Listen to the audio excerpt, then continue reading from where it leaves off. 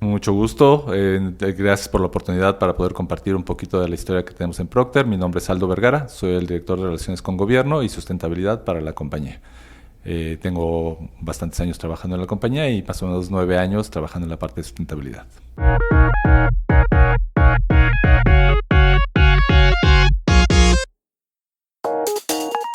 Bienvenidas y bienvenidos a un episodio más de Valor Compartido Podcast. Muchísimas gracias primero de todo por conectar otro episodio para escuchar, ¿no? Otro de nuestras entrevistas.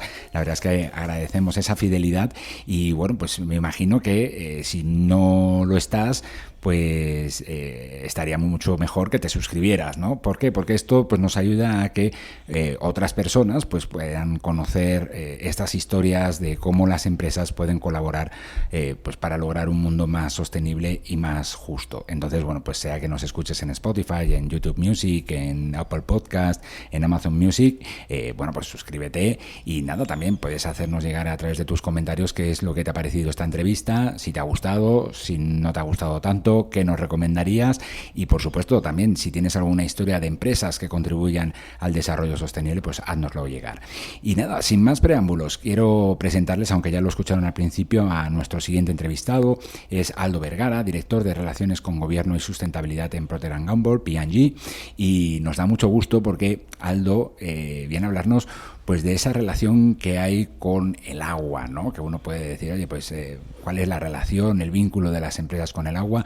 Es una relación crucial cada vez más y bueno, pues vamos a ver cómo lo hace P&G. Aldo, muchísimas gracias primero de todo por atender a los micrófonos de Valor Compartido Podcast. ¿Cómo estás?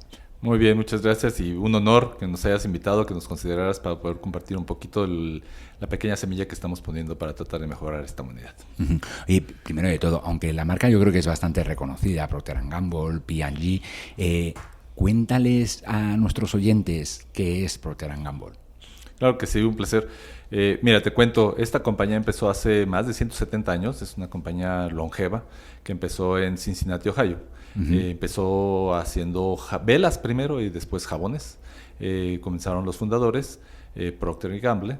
Empezaron desarrollando el negocio, comenzaron a vender localmente y después comenzaron a crecer, a abarcar toda la parte de Estados Unidos. De hecho, de las primeras exportaciones que tuvieron y donde empezaron a desarrollar el mercado fue en México. Uh-huh. Ya en México ya tenemos más de 70 años. Okay. Que también longevo. Aquí. También longevo, también tiempo. Empezamos con una planta que está en Vallejo, que sigue operando, uh-huh, en donde se producen los detergentes. Y después fue expandiéndose. Actualmente la compañía tiene 6 plantas a lo largo del territorio nacional. 2 se encuentran en Guanajuato, 1 en Hidalgo, 2 en el Estado de México y 1 en la Ciudad de México. La diversidad de productos es enorme. Tenemos aproximadamente 5,000 tipos de productos completos, claro, divididos por marcas, pero lo más reconocido que tenemos es normalmente el detergente. Conocen el Ariel, el Ace. Todo lo que es la marca Gillette, Big Vaporub, bueno, todo lo que es Big. Uh-huh. Tenemos ahora adquirido recientemente, por ejemplo, en la parte farmacéutica se da el Merck, Doloneurobion, que acabamos de adquirir. Tenemos las toallas femeninas Always, Natura, pues básicamente shampoo, todo Pantene, Head & Shoulders, Herbal Essence. Entonces, muchísimos productos tenemos en la compañía. Pues estoy seguro que quienes nos escuchan usa alguno de esos productos o los ha visto, entonces van a saber que bueno, pues es una marca con una presencia ya no solamente de muchos años, sino una presencia bastante extensa, ¿no? En supermercados, en tiendas, etcétera, etcétera. ¿Y cuál es el vínculo que tiene Procter & Gamble con la sustentabilidad? ¿De dónde surge y por qué surge y qué es lo que... Sí, o sea, ¿cómo se relacionan con la sustentabilidad? Sí, bueno, primero sí, tienes toda la razón. En los hogares mexicanos, en el 99.9% de los hogares mexicanos hay un producto de Procter, entonces uh-huh, nos da mucho gusto porque ahorita que estén escuchando este podcast, uh-huh, evidentemente van a poder encontrar la relación entre lo que consumen con lo que estamos haciendo nosotros y que se sientan orgullosos de los productos que están usando. Es importante mencionar que la compañía lleva décadas trabajando en la parte de sustentabilidad. No es algo que se haya ejecutado recientemente. Es algo que se fue trabajando porque se entendió la necesidad intrínseca del desarrollo de la parte de la humanidad con el medio ambiente para con lo que es hacer negocio. Entonces la compañía lleva décadas en donde primero empezamos con algunas medidas internas de sustentabilidad en donde medíamos la parte de consumo de energía, la parte de agua, de la parte de emisiones a la atmósfera, y estableció metas internas para poder ir mejorando y hacer más eficientes las operaciones. Después, como bien sabes, la humanidad per se, ya a nivel Naciones Unidas y ya realmente gobierno, también empezó a ver la parte de la sustentabilidad como una parte importante y trascendental para el desarrollo. Entonces, ya se fue haciendo una liga entre parte de los objetivos que la compañía tenía contra los objetivos que fueron disponiendo la parte del gobierno, Naciones Unidas y en términos generales toda la humanidad. Se trabajó esa parte para comenzar a alinear muchos de los objetivos y también para comunicar parte de los objetivos. Algo que hace la compañía no es una compañía que tú lo habrás notado, que normalmente veas en el periódico todos los ejemplos de las actividades que realiza. La compañía entiende que es algo que se tiene que hacer, lo realiza y lo ejecuta porque así debe de ser. Algunas veces comunica y tiene oportunidades como en este podcast de poder platicar de lo que hace, pero no especialmente hace publicidad al respecto. Entonces, posteriormente, ya desde hace 2 décadas más o menos, empezamos a tener un desarrollo ya en la parte integral de lo que ahora se conoce muy en boga, que se llama ESG, toda la parte de sustentabilidad, gobernanza y la parte de desarrollo de los empleados. Y esa parte ya la tiene desde hace 2 décadas más o menos que empezamos a trabajarla. Estos proyectos de los que vamos a poder platicar ahorita son una parte que empezaron ya hace mucho tiempo, que se hicieron muchos análisis y ahorita platicaremos para poder llegar a por qué queríamos trabajar mucho más específicamente en la parte de agua y por qué específicamente queremos desarrollar y apoyar a la Ciudad de México para compensar parte de la huella hídrica que está generando por el consumo de esos productos. Entonces, parte del crecimiento que hay, en donde ya no es nada más lo que yo consumo y no impactar, sino es como además ayudo y genero más conceptos sustentables que lo que yo estoy impactando, y creemos que es una punta de lanza para que otras empresas también lo vayan a hacer de la misma manera, y es parte de lo que creemos que ha funcionado en el liderazgo de la compañía. Ok, ahondemos en ese porqué, ese vínculo con eligen vincularse o vincular su sustentabilidad o su estrategia de sustentabilidad con la seguridad hídrica. De acuerdo. Mira, lo que se hizo es, la compañía comenzó a identificar que a nivel mundial había una declive en la parte de sustentabilidad hídrica, sin entender todavía cuál era el impacto que estaba generando. Muchos de nuestros productos utilizan agua, entonces parte de la responsabilidad es, bueno, si yo estoy generando para productos que van a consumir agua, ¿cómo puedo apoyar para que no haya un impacto directo sobre esa agua? No es nada más el agua que yo utilizo para producir, sino también el agua que yo quizá está afectada por el consumo de productos. Entonces la compañía decidió hacer un análisis. Se hizo en todos los lugares donde tenemos plantas en el mundo. Tenemos en más de 100 países tenemos presencia. Entonces lo que se hizo es hacer un análisis. Se encontraron 18 cuencas que están las más críticas que hay en consideración de depresión hídrica a nivel mundial. Entonces la compañía dijo que de esas 18 vamos a hacer planes específicos. Hablamos de cuencas que están en China, en la India, en Italia, en Estados Unidos y en México. Y de esas, la compañía dijo, bueno, ¿cuáles son todavía las que están todavía en una situación más crítica? Y decidió que las 2 que se encontraban en una situación más crítica eran en Los Ángeles, California, en Estados Unidos, y la Ciudad de México. Okay. ¿Por qué? Pues todos conocemos la situación de la Ciudad de México, en donde hay una gran demanda por la cantidad de población que tenemos y por la extracción que estamos realizando de líquido, inclusive trayendo líquido de agua desde el Cutzamala, que está a de varios kilómetros de distancia, donde tenemos que subirla y luego bajar el agua para que llegue aquí.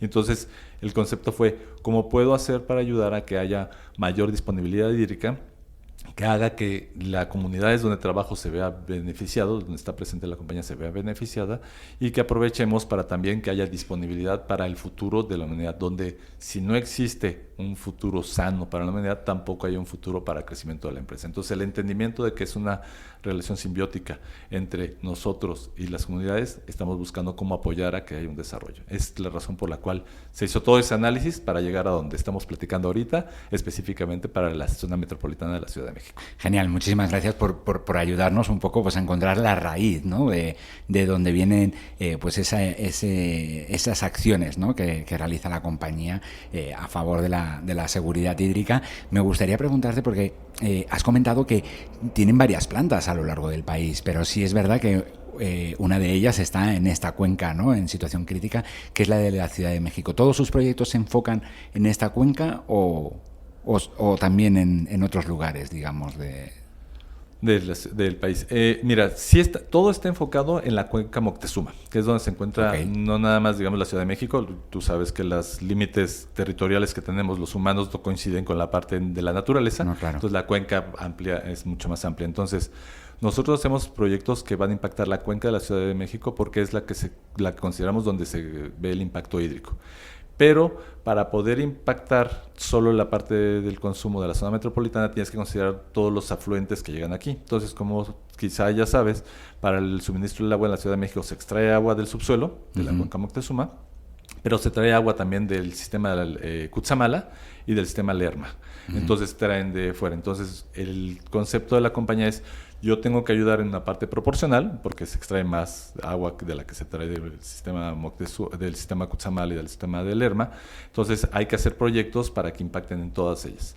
¿Qué es lo que sucede ahora? Nuestras plantas se encuentran cerca también de todo este tipo de fluentes, del Lerma y de Cutzamala, y entonces también hacemos proyectos que están cerca de las plantas, pero que tienen que impactar forzosamente para la cuenca Moctezuma o para el sistema de suministro de agua para la Ciudad de México. Entonces, no se hace por donde está la planta y que estés extrayendo agua directamente, sino porque debe llegar, y el suministro y la mejora debe de ser a la parte de la zona metropolitana de la Ciudad de México. Ok, pues vamos a hablar de esos proyectos, ¿no? ¿Cuáles son y por qué los escogieron también? O sea, es decir, ¿tienen algún sustento científico detrás o...? Cuéntanos un poco. Sí, claro. Primero, a grosso modo, cuáles son los proyectos y luego, si quieres, incidimos o explicamos cada uno de ellos, como gustes. De acuerdo. Sí me gustaría primero mencionar algo que es importante. Los proyectos de agua y básicamente de naturaleza no pueden ser ejecutados por una sola persona, por una sola compañía. Tiene que haber un trabajo en equipo. Entonces, lo primero que hay que hacer es, cuando la compañía decidió que iba a hacer todo este esfuerzo, comenzamos a buscar partners con los cuales vamos a trabajar. En este caso pueden ser ONGs, compañías directamente que tienen tecnología o conocimiento en la parte hídrica, el mismo gobierno y obviamente la sociedad. Los proyectos que vamos a platicar ahorita involucran prácticamente todos estos jugadores todo el tiempo. Y eso es algo que hay que entender para que todas las compañías lo puedan ejecutar, o si hay gente interesada en desarrollar proyectos en una comunidad en específica. Nuestra sugerencia es: solos no se va a poder. Son proyectos demasiado grandes, demasiado complicados para poderlos ejecutar. Entonces es necesario involucrar a los jugadores correctos de estas fuentes y entonces todos en conjunto trabajar bajo el mismo objetivo. Lo que hemos encontrado es que si todos trabajamos bajo ese mismo objetivo, el resultado es grandioso. Es el aprendizaje que tenemos ahorita y que sería una recomendación que daríamos para cualquiera que quiera trabajar en proyectos hídricos. Eso es lo primero, digamos, de la forma de trabajo, antes inclusive de comenzar a hacer cualquier proyecto. Lo segundo también importante es: hay que medirlo. Algo que nos dimos cuenta es que, aunque hay muchos proyectos de agua que se desarrollan en el país, no necesariamente todos miden la cantidad de agua que están impactando. Algunos proyectos se mencionan porque van a una contribución hídrica, pero a lo mejor tienen más un impacto social. A lo mejor quiere decir que a lo mejor más personas ven que el proyecto se está ejecutando, pero no necesariamente están entregando más agua. Parte de lo que la compañía quiere en este proyecto tiene que contribuir con agua. Físicamente debe haber más agua. Entonces, hay algunos proyectos, no quiero mencionar cuáles para no desestimar algunos de ellos, pero donde quizá se ve como que hubiera mayor disponibilidad de agua, pero realmente solo estás moviendo el agua de un lugar a otro. Entonces, realmente no existe más agua. Solo lo que estás haciendo es, la pongo más disponible en un lugar y automáticamente le estoy quitando a otro lugar el agua. Entonces, no existe más agua disponible. Entonces, para esto, la compañía... a nivel global existe una herramienta que es un sistema que se llama BWA, que es un sistema de contabilidad de agua a nivel mundial que desarrollaron gobiernos, ONGs, Naciones Unidas, empresas privadas, y ese sistema puede medir la contribución de agua de distintos tipos de proyectos. Si haces proyectos de presas, si haces proyectos de limpieza de agua, si haces proyectos de agricultura, tú puedes comparar uno con otro y puedes medir cuánta agua va a contribuir. Y entonces, ahora sí, vas a poder trabajar en decidir qué proyectos quieres ejecutar, entendiendo cuánto quieres contribuir. Entonces, Lo que la compañía hizo fue, midió primero cuánta agua es la que podíamos estar afectando por nuestros productos. Entonces, el concepto fue, vamos a recuperar toda el agua que se pierde durante el consumo de nuestros productos por el uso en la zona metropolitana. Es específicamente en la Ciudad de México. Entonces, esto quiere decir toda el agua que se evapora, que se va en fugas, que sabes que en la Ciudad de México hay una gran cantidad de fugas, que se desperdicia cuando se está haciendo las labores de limpieza, puede ser personal o de productos de ropa, etcétera. Entonces hizo un cálculo y dijo, esta es la cantidad de millones de metros cúbicos que voy a recuperar. No lo comunicamos, no decimos cuántos son, lo que decimos es, sabemos nosotros cuánto es la meta y vamos a hacer los proyectos necesarios para que suceda. ¿Por qué no decimos exactamente cuántos millones de metros cúbicos? Porque muchas veces entonces comienzan competencias entre yo doy más metros cúbicos y eso no le interesa a la compañía. La compañía le dice, yo sé cuánto estoy impactando y yo voy a recuperar eso y más de lo que estoy impactando. Okay. Ahora sí, ya con eso dijimos, ¿dónde están los mayores proyectos que impactan en el consumo de agua? A nivel México, y es conocido y salen muchas estadísticas, la agricultura es la que más agua consume. Okay. El 70% del agua de este país se consume en agricultura. No quiere decir que esté mal, porque al final de cuentas necesitamos los alimentos, necesitamos la ganadería, la carne y demás para sobrevivir como país, para tener desarrollo, pero sí quizá la manera en que la usamos es ineficiente. Entonces parte del concepto es como agua eficiente la agricultura para hacer esa parte. Otra parte son proyectos de reforestación. ¿Por qué? Porque obviamente, como hemos acabado con nuestros bosques, pues esa parte afecta a la parte de retención de agua. Todo el mundo dice, bueno, no hay árboles, o sea, ¿qué es lo que sucede? Es que pasan muchas cosas. A lo mejor llueve, pero esa lluvia que cae, al no tener árboles, se va el agua, tienes algo de escorrentía por toda esa agua, se va a algunos lugares, pero no nada más se va el agua, sino se lleva la tierra, se lleva todos los materiales que tienes, y entonces va erosionando toda la zona, y entonces en el futuro tampoco van a crecer plantas. Entonces acabas con el medio en el cual estaban esas plantas porque tuviste esta deforestación. Entonces otros proyectos son reforestación para poder evitar esa parte que ayuda en la parte de la cantidad de agua que se recupera, que se va a retener, y después también la calidad del agua, porque mucho de esto, por ejemplo, para toda la zona del Valle de Bravo, pues toda esa tierra que se va contamina toda la parte del Valle de Bravo, las presas del sistema de Cutzamala, y eso hace que pues obviamente el agua no tenga la calidad correcta. Entonces, si tienes bosques, si tienes el sistema correcto alrededor de esas presas, el agua es filtrada, el agua es mucho más pura, el gobierno tiene que invertir menos en la parte de la purificación y potabilización del agua, y lo que va a llegar a la casa va a ser mucho más eficiente y en mayor cantidad. Otro tipo de proyectos que estamos trabajando es eliminación de fugas en algunos lugares, y especialmente ahorita platicaremos de uno de ellos en donde pusimos unos sistemas de presas en un lugar donde es sumamente árido y que inclusive generaba problemas de inundaciones en las comunidades cercanas a ellos. Entonces, los proyectos son muy diversos. El único punto que veíamos para poderlos ejecutar tenía que tener características. Uno, contribuye en agua. Y debe contribuir con una cantidad importante a lo que nosotros teníamos como objetivos. Que normalmente cada proyecto al menos debería contribuir con 1 millón de metros cúbicos. Eso es lo que poníamos como regla general. Algunos más, algunos un poco menos, pero esa poníamos como la regla. Segundo es que las comunidades y las personas y las organizaciones que vayan a intervenir estén realmente participando, porque si tú haces un proyecto pero la comunidad no está involucrada, el proyecto se va a morir en pocos años. Y la intención de esos proyectos es que duren toda la vida. Bueno, toda la vida es mucho decir, pero muchos años que estén durando. Y la tercera, evidentemente, es que aparte de esa involucración, que tengamos esa estructura que hablé en un principio, en donde van a trabajar la ONG, las comunidades, el gobierno, para que podamos realmente hacer una diferencia y que el proyecto pueda fluir para poder ser ejecutado. Si tienes eso, entonces ahora sí, ya viene la ejecución. La compañía lo que hace es el financiamiento, la dirección, la coordinación, y la ejecución viene pues básicamente por todas las personas que acabamos de platicar, en donde están involucrados y donde tienen una corresponsabilidad para el éxito de estos proyectos. Genial. Oye, pues hablemos de qué es lo que hacen, por ejemplo, para una agricultura que consuma agua de manera más eficiente. ¿Qué proyectos están o en los que están, en qué proyectos están involucrados en el P&G? Ok, tenemos varios proyectos de agricultura. Te voy a poner ahorita de ejemplo uno con una compañía que trabajamos que se llama Quilimo. Esa compañía desarrolló un sistema en el cual tienen unos sensores que ponen donde tienes la parte de la agricultura, donde tienes tus sembradíos, y esos sensores tienen una medición directa en el piso de la cantidad de humedad que estás detectando para las plantas.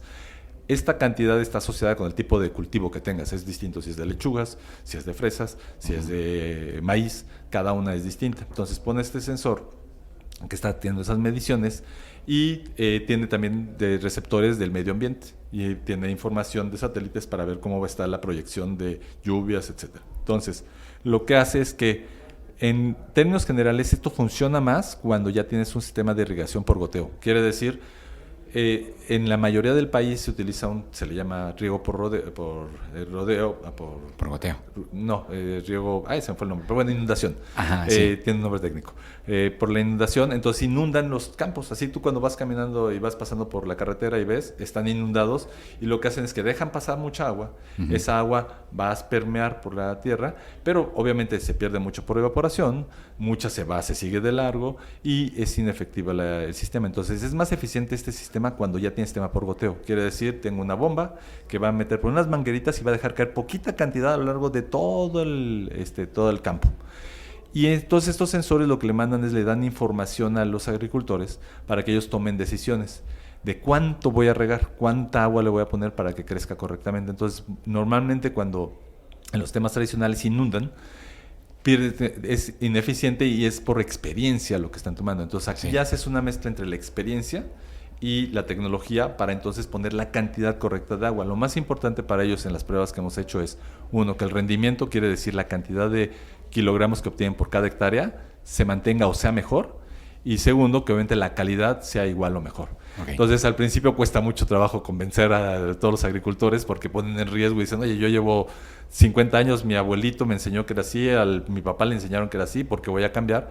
Eso cuesta trabajo, pero ya que lo ven, pues tienes ahorro en agua, ahorro en energía y ahorro en consumos de químicos, porque obviamente usan menos fertilizantes, utilizan menos sistemas y el resultado es más eficiente. Entonces hemos visto que incrementa el rendimiento e inclusive incrementa la calidad de los productos que están vendiendo y utilizando mucho menos recursos. Entonces ahí tienes una reducción importante de agua. Se puede llegar hasta una reducción de hasta el 70% del agua que usan por el sistema normal o tradicional contra estos métodos. Ese es un ejemplo de agricultura ya tecnificada, que es lo que hace pues la compañía que te menciona aquí, Limo, tiene tal tecnología, ellos trabajan y convencen a los agricultores, nosotros hacemos el financiamiento y nosotros ponemos los aparatos y ellos los utilizan. Y entonces aquí viene la parte de información para el desarrollo. Perdón, no sé si entendí bien. ¿Este proyecto está en prueba todavía? No, ya está entregando resultados. Ok. Entonces, ¿y de qué zona son estos productores? La mayoría de los que te estoy mencionando ahorita que ya están entregando resultados están en la zona de Querétaro. Okay. La zona de Querétaro, que impactan al sistema Lerma. Uh-huh. Entonces, que habíamos hablado desde un principio, tiene que impactar el sistema. Entonces, hacia la cuenca del Lerma impactan esos proyectos que estamos ejecutando. O sea, entonces han visto, bueno, ya esa reducción del 70% de consumo de agua, mayor producción también, o sea, mayor rendimiento, menos consumo, digamos, de fertilizantes, ¿no? A lo mejor de otros productos y demás. Es correcto. Más o menos, ¿sabes con cuántos agricultores o con cuántos productores están trabajando?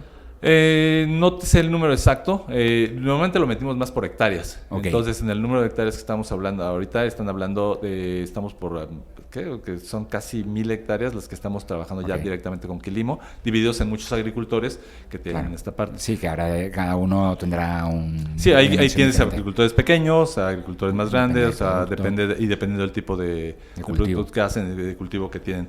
Esto es importante porque sí se están haciendo muchos de estos proyectos a nivel nacional. De hecho, el gobierno está haciendo, por ejemplo, con distritos de riego, en donde están cambiando del sistema de inundación a un sistema por goteo. Pero todavía el sistema por goteo te hace una reducción prácticamente del 50%. Entonces, este sistema que estamos poniendo te lleva todavía a alcanzar un 20 o 30% adicional, ya porque pones, no nada más por goteo, no que entre poquita agua y que no se esté evaporando, sino por poner la cantidad correcta para que tu planta tenga el desarrollo correcto. Entonces, reduces dramáticamente. Entonces, si hablamos de que el 70% de la agricultura se lleva el agua de este país y estás teniendo una reducción, vamos a hablar del 50%, no vamos a hablar. Entonces estás liberando el 35% de agua si se implementaran estos sistemas a nivel nacional. Claro, aquí es donde se necesita la inversión. Uh-huh. Es donde tiene que entrar gente donde realmente crea en esto y ponga, y pues porque tienes que ayudar a que los agricultores no tienen la capacidad de dinero necesaria para poder hacer estos proyectos. Ahí es donde entra la parte de la iniciativa privada que hace la diferencia. Aldo, no le quiero quitar más tiempo a los otros proyectos, pero me interesa saber, ¿1,000 hectáreas es el objetivo o objetivo. Es el objetivo. Estamos creciendo ahorita todavía en el total que estamos trabajando. Va, de acuerdo. Pues pasemos entonces, hablabas también de reforestación. Correcto. ¿No? Por toda esta capacidad que tienen los bosques, ¿no? De filtrar el agua, de evitar la erosión, etc, etc. ¿Qué están haciendo a nivel reforestación en P&G? Sí, mira, aquí tenemos un proyecto muy bonito. No era el objetivo principal, pero se dio. Estamos trabajando en la zona de la mariposa monarca. Okay. Entonces, nosotros cuando fuimos a identificar áreas en donde se podía desarrollar proyectos, tenemos varios proyectos de reforestación en esta zona, no estrictamente la zona de amortiguamiento de la mariposa monarca, que es donde trabajas, no en la zona de la mariposa monarca, sino se llama amortiguamiento, que es alrededor. Nosotros estábamos buscando proyectos y con esta ONG comenzamos a trabajar en donde ellos están reforestando y haciendo separación en la parte de los bosques de la zona de amortiguamiento para ayudar a recuperar parte de que la mariposa monarca llegue a estas zonas. Físicamente hemos estado ahí, no me acuerdo exactamente los nombres de los lugares, y creo que tampoco es muy conveniente luego decirlos, pero donde empezó la primera vez que fue detectada la mariposa monarca, que fue detectada por una persona de Estados Unidos, de hecho no fue mexicano, los mexicanos ya lo sabíamos que existía, pero fue la vez que se comunicó. Y ese lugar, de hecho, hace unos años, hace como 3, 4 años, dejó de ir la mariposa monarca. ¿Por qué? Porque ya no había oyamel. Oyamel es el tipo de árbol que necesitan ellos para poder reproducirse. Entonces, con esta ONG lo que trabajamos fue precisamente el desarrollo para reforestar toda esta zona. No es solo llegar y sembrar árboles, tienes que saber qué árboles sembrar. Nos explican qué tipo de pinos por la altura que tiene debes de poner para que realmente puedan crecer. Tienes que hacer una segregación porque cuando llegamos la primera vez se veía como el agua se llevaba la erosión que tenías, toda la tierra se la va llevando, entonces te estás acabando con muchas plantas y las que están viviendo comienzan a entrar en estrés y ya no pueden crecer. Entonces tienen que meter sistemas para retención de agua, para colocarlo, van sembrando árboles, tienes que hacer brechas contra fuego para que el concepto es, si hay un incendio, pues bueno, se va a dañar una parte del bosque porque no hay manera que lo controles, pero que no siga avanzando, entonces creas brechas contra fuego. Entonces la ONG realmente aquí es donde hace todo este desarrollo para que precisamente integralmente se haga. Y estas comunidades en la parte, cuando hicieron gran deforestación porque durante la pandemia no tenían ingresos. Y entonces lo que hicieron fue cortar madera. Y cortar madera para autoconsumo y para venderla. Entonces son ejidatarios que vienen a esa zona. Entonces ya entendieron cuál era parte, y es parte de lo que hace la ONG. Les explica todos estos impactos, les dice cuál es el beneficio si tienen bosques sanos. Entonces, ahora sí las comunidades trabajan y ellos son los que están haciendo la reforestación, las brechas contra fuego, creas brigadas contra fuego y ellos son los responsables. Entonces, tú lo que haces es que otra vez financias para que ellos puedan tener ese tipo de trabajo, tengan una entrada de dinero y entonces se dediquen a hacer este tipo de trabajo, vean un beneficio en el bosque y ahorita ya les estamos tratando de ayudar para que tengan un cierto desarrollo ecoturístico en donde puedan invitar gente y obviamente tengan más ganancia y aprovechen las tierras sin tener que deforestarlas, que es un problema porque muchas veces los ejidatarios tienen los bosques pero no los pueden explotar. Claro. Entonces, ¿cómo hacer que tengan esa parte? Y que tengan ya un proceso en el cual no nada más, pues bueno, si tienen que utilizar, por ejemplo, madera, pero cuántos árboles tienen que sembrar por cada uno que van tomando, cómo tienen que hacer el proceso, esa área es área protegida, no pueden explotarla totalmente. Entonces, todo ese tipo de combinación es el trabajo que hace una ONG y debe de conocer y debe ser respetada en la zona para que tenga sentido. Esa es la parte del trabajo que hacemos y el financiamiento nuestro, pues evidentemente es para la operación de la ONG y las comunidades para que puedan hacer esto. Claro, aquí un poco lo que se ve es eso, es cómo hacer este proyecto sostenible en el tiempo, ¿no? Es decir, que un día a lo mejor pues ya no exista a lo mejor ese financiamiento, ¿no? O se decida financiar otro lugar, o sea, es decir, que esa comunidad no reciba el financiamiento pero tenga capacidad, ¿no? de subsistir. Bueno, más que subsistir, o sea, vivir en crecimiento, vivir dignamente de los recursos. Y exactamente por eso nosotros les dijimos, no va a terminar hasta donde nosotros vamos a financiar, como bien lo dices tú, o sea, un periodo de tiempo.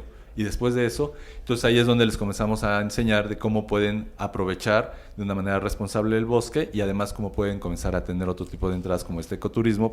Ya te podemos decir que el año pasado ahí la mariposa monarca regresó ya con una buena población. Tenemos los videos de cómo realmente es impresionante ver cómo no había ya y otra vez cómo comienza a regresar. Y pues bueno, es parte de esta sustentabilidad. Entonces es un proyecto que nos encanta porque, pues sí, el enfoque es el agua, pero es algo realmente que nos sentimos orgullosos como mexicanos de tener la mariposa monarca y poder tenerla ahí y considerarla la viajera principal que tenemos en el país. Genial, Aldo. Oye, pues me gustaría preguntarte ya por el tercer proyecto. Hablabas un poco del tema de eliminación de fugas, o sea, es decir, de eficientar, pues sí, sistemas, pero también hablabas de sistemas de presas, ¿no? De evitar inundaciones. No sé cómo definir ahí cuál es el objetivo del proyecto, pero cuéntanoslo un poco. Sí, el de fugas estamos todavía trabajándolo, entonces todavía okay. no te lo puedo platicar porque todavía no estamos entregando resultados. Estos que te estoy platicando ya los platicamos porque ya están entregando resultados y puedo decirte cuánta agua y demás. En este caso, en este de presas, de hecho acabamos hace poquito de estar con el gobierno en la entrega oficial de estas presas, es en la Sierra de Guadalupe. La sierra que tú ves cuando vas saliendo por la carretera de Pachuca del lado izquierdo, es una gran sierra, exactamente, donde tienes ahí, va hacia la zona de Tlalnepantla, bueno, hay varios municipios que tienen esa parte. Entonces, esa zona es sumamente árida, pero tiene una gran característica que es como tiene muchas rocas, tienes muchos puntos donde se puede infiltrar el agua. Entonces, ¿qué es lo que pasaba hace unos años? El agua que caía, también como hay mucha deforestación y hay muchas comunidades que han crecido a la orilla de esta parte que es un parque nacional, el agua bajaba, llovía fuerte, hace unos años tuvieron unas inundaciones tremendas en esa zona. Entonces cae el agua, todo el agua se va directamente, baja una velocidad muy grande y se llega a la zona de las comunidades y las inunda. Hubo gente muerta, hubo caída de bardas, vehículos que se llevaron, etc. Entonces, lo que hicimos es trabajando con otra ONG, lo que estamos haciendo es el desarrollo de poner presas. ¿Qué es lo que hacen estas presas? Tienen todo un desarrollo, es toda una tecnología, no es nada más voy a poner una presa y ya, así como sacan luego con los castores y que con eso ya se retuvo el agua, no.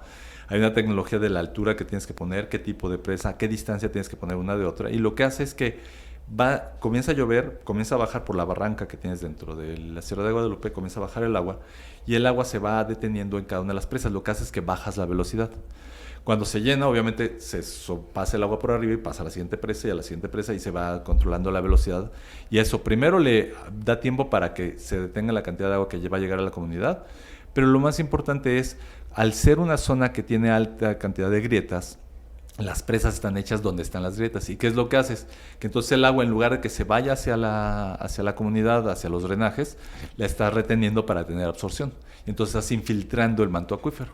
Entonces ese manto acuífero está reteniendo el agua, entonces el agua ya no se va para irse a los drenajes y se va a perder, sino que se está infiltrando para que después en todos los pozos que hay en las partes de la Ciudad de México puedan explotarlos.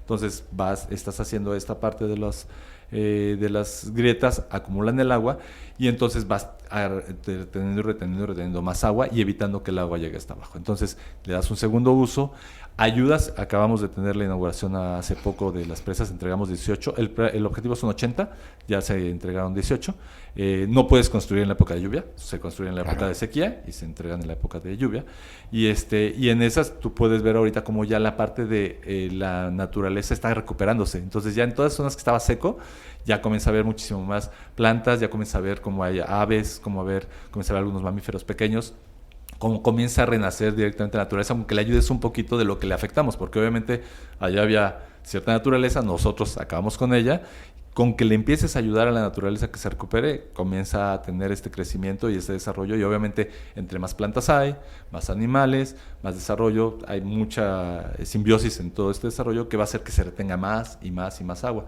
Entonces el concepto es ahorita seguir haciendo más presas a lo largo de alrededor de toda la Sierra de Guadalupe para hacer ese trabajo. Y recientemente con el gobierno, ellos obviamente lo vean más desde el punto de vista de la protección a la comunidad.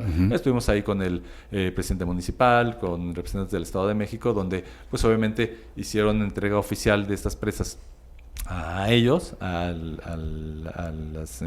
los municipios, porque para ellos lo importante en este caso es la seguridad. Sé que ellos ven el beneficio ambiental, pero realmente lo que le estás dando es seguridad para sus viviendas y para vivir en la zona donde están viviendo. ¿Hay alguna manera en la que involucren también en este proyecto a la comunidad?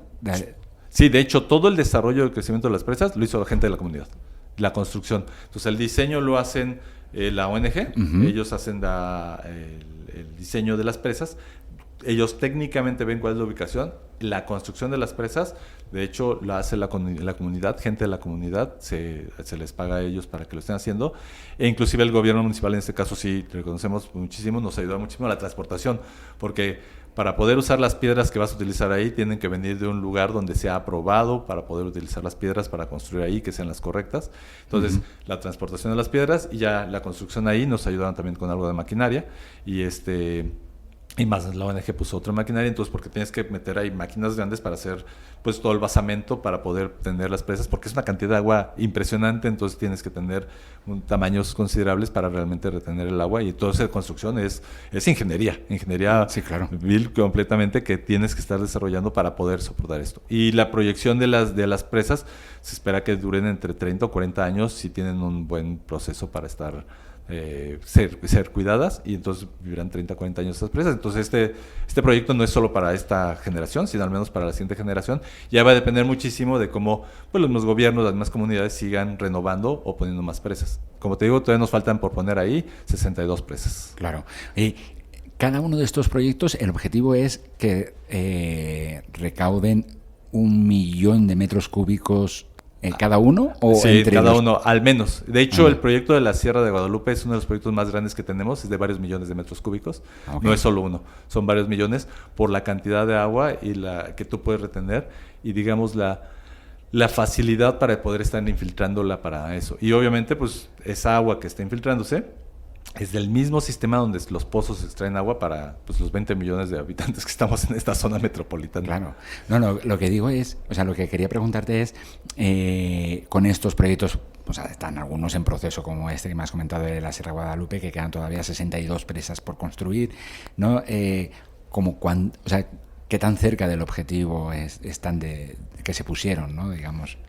Ya tenemos los proyectos necesarios, ahorita ya aprobados y que ya están financiados, para cubrir ahorita el 95% del objetivo que nos pusimos. Uh-huh. De hecho, nosotros estamos teniendo como plan no solo llegar a tener proyectos para el 100%. ¿Por qué?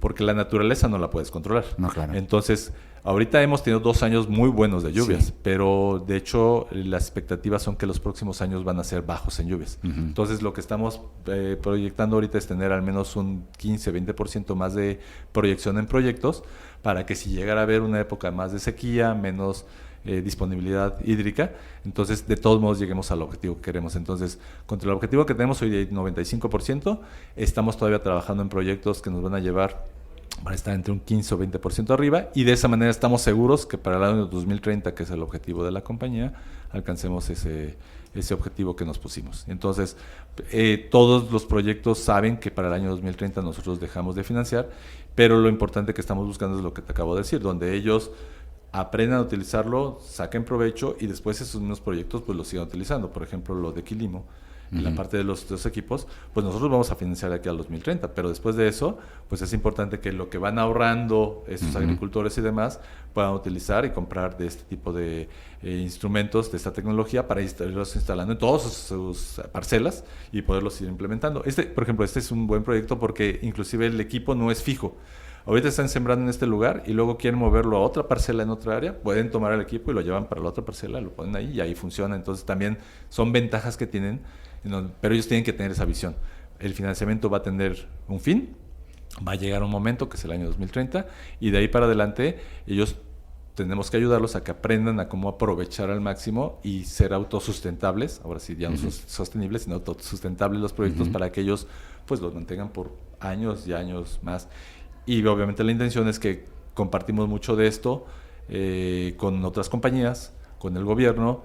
De hecho, esta metodología para medir, hemos dado entrenamientos, hemos estado junto con el gobierno dando entrenamientos a empresas, a ONGs, academia, todo para que lo utilicen, para que el concepto sea, lo que buscamos es que los proyectos de agua realmente generen agua y no sea nada más.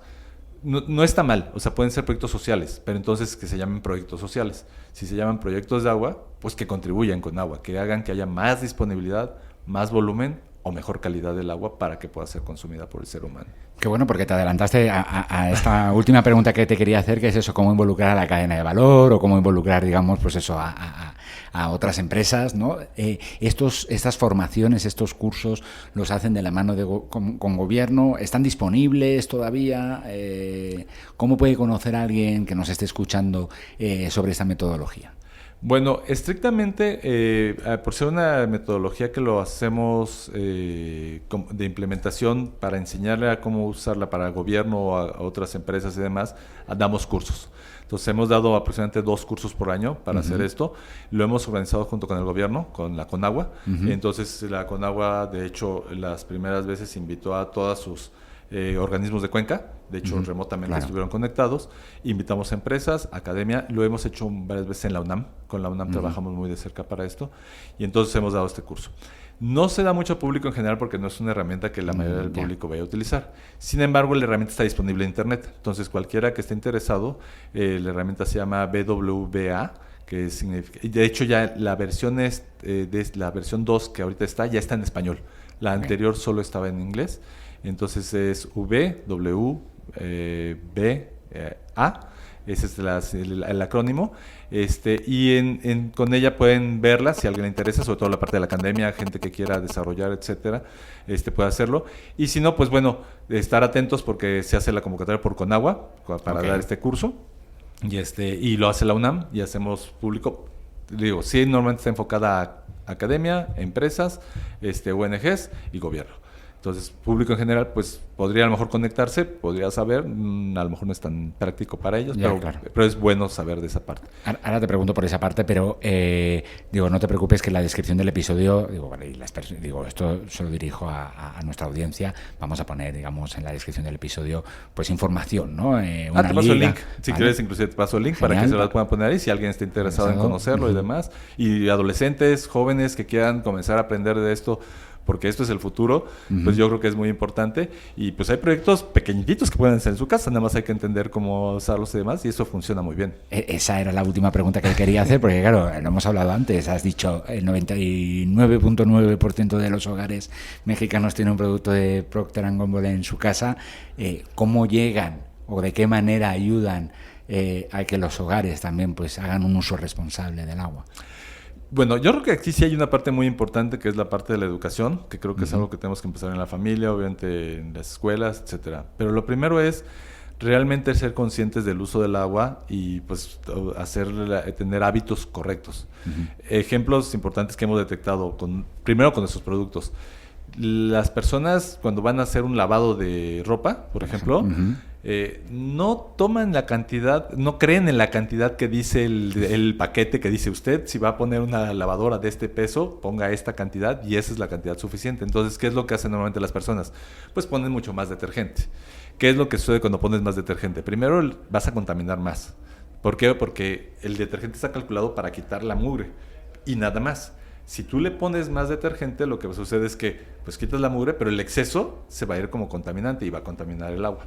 Segundo es, normalmente pues tienes que enjuagar más, porque ya le pusiste más detergente, entonces para quitarle, para que la ropa no quede áspera o no dañe, etcétera, enjuagas más, usas más agua. Entonces, sugerencia es, los fabricantes hacemos muchos experimentos técnicos para demostrar cuál es la cantidad correcta, que confíen en esa parte y todos pongan las cantidades de agua que dice. Para lavarse el cabello, todo dice cuánto, el detergente lavatrastes dice cuánto tienes que hacerlo. Mucha gente lo diluye y cuando lo diluye después gasta más y contamina más agua. Entonces, mi primera sugerencia es usar los productos de la manera como están diseñados y eso ahorraría una cantidad importante de agua que hoy se desperdicia. Segundo es, todos tenemos hábitos en los cuales podemos trabajar, como acabamos de hablar ahorita, reforestación. ¿Puedo hacer reforestación yo? Sí, eso funciona. ¿Tengo que hacer las fuerzas en mi casa? No necesariamente, a lo mejor tengo un pequeño cerrito cerca de donde yo vivo, donde he visto que pues el agua escurre más rápido, más, pues bueno, puedo plantar 1 o 2 arbolitos en ese cerrito, le pongo su sistema, ahí sí pueden ver, hay muchos videos tutoriales para cómo ponerlo para que pueda retener agua y para que viva más. Entonces, hacerlo correctamente y es una manera que puedo hacerlo. Desde que yo abro la regadera y el típico de poner la cubeta para ahorrar el agua cuando abrí, en lo que me meto a bañar, cerrarle mientras me cepillo los dientes. Esas cosas, si nosotros calculáramos cuánta agua se está perdiendo ahí, prácticamente podemos decir que la mitad del agua la usamos y la mitad del agua la desperdiciamos.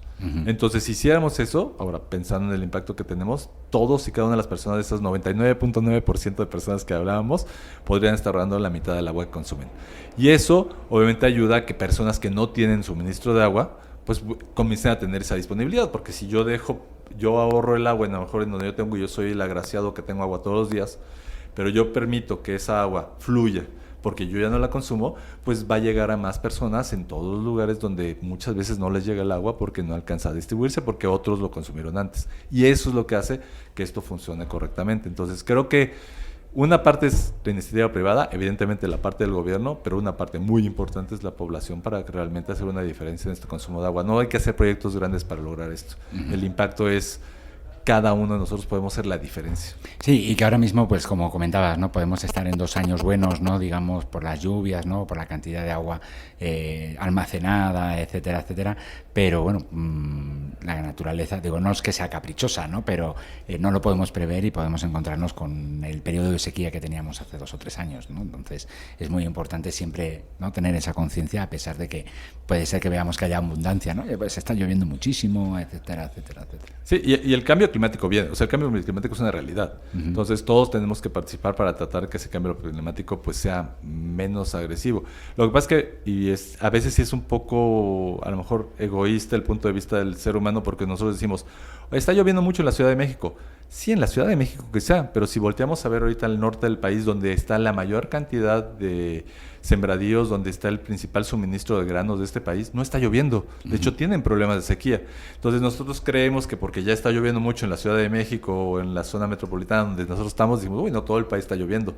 No es así. Entonces, todo ese tipo de actividades que hagamos para realmente mejorar, pensando en no solo nosotros, sino en la comunidad y en la población, en la humanidad, pues todo cuenta, todo va a ayudar para que todo esto pueda estar mejorando y tener esa parte, porque sí, es una realidad que el futuro muestra una escasez de agua. Entonces, la responsabilidad es nuestra.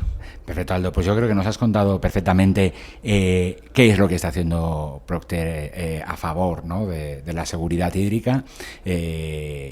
También nos has explicado el cómo, lo cual agradecemos mucho. Yo creo que los oyentes también lo van a agradecer, porque es de gran valor, ¿no? No solamente saber qué iniciativas están haciendo, sino cómo las desarrollaron, con base en qué las desarrollaron, etcétera, etcétera. Por supuesto, vamos a estar pendientes de aquí a 2030, ¿no? De cómo van estos proyectos y, bueno, de ese proyecto que te has guardado un poco, ya nos comunicarás qué tal va.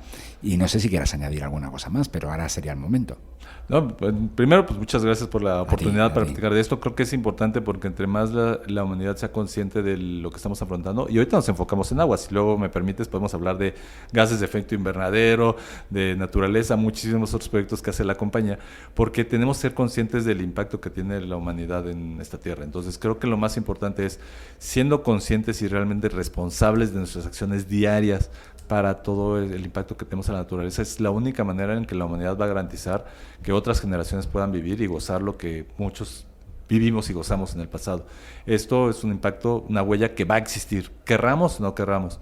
Depende de nuestras acciones que realmente lo modifiquemos. Entonces creo que la compañía está tomando esa responsabilidad, pero pues, y no se trata que es un modelo, pero creo que es algo que podemos aprender para que todo el mundo impactemos. No es solo el agua que consumo, sino cómo puedo ayudar a que haya más agua. Y hay muchas acciones sencillas que todos podemos hacer para ello. Entonces, es la parte que yo creo que sería el aprendizaje mayor que he tenido en mi vida trabajando en estos proyectos. Igual que se sumaron ustedes a esas iniciativas que desarrollan ONGs o empresas especializadas y demás, bueno, pues algunos de nuestros oyentes también se pueden sumar, pues eso, con especialistas o incluso ver ya el trabajo que han realizado ustedes, ¿no? Correcto. Entonces, pues Aldo Vergara, director de Relaciones con Gobierno y Sustentabilidad en Procter & Gamble. Muchísimas gracias por tu tiempo. Gracias a ti y un honor haber estado en tu programa. Muchas gracias por habernos acompañado en este nuevo episodio de Valor Compartido Podcast. No olvides suscribirte a nuestro programa en el canal desde donde nos escuchas y puntúanos si te ha gustado esta entrevista u otros episodios. Esto nos ayudará a que más personas conozcan nuestros contenidos en materia de responsabilidad social y sostenibilidad. Nos encontrarás en Twitter, en Facebook, en LinkedIn y en Instagram. Y recuerda que puedes seguir toda la actualidad en materia de responsabilidad social y sostenibilidad en www.valor-compartido.com. Hasta la próxima.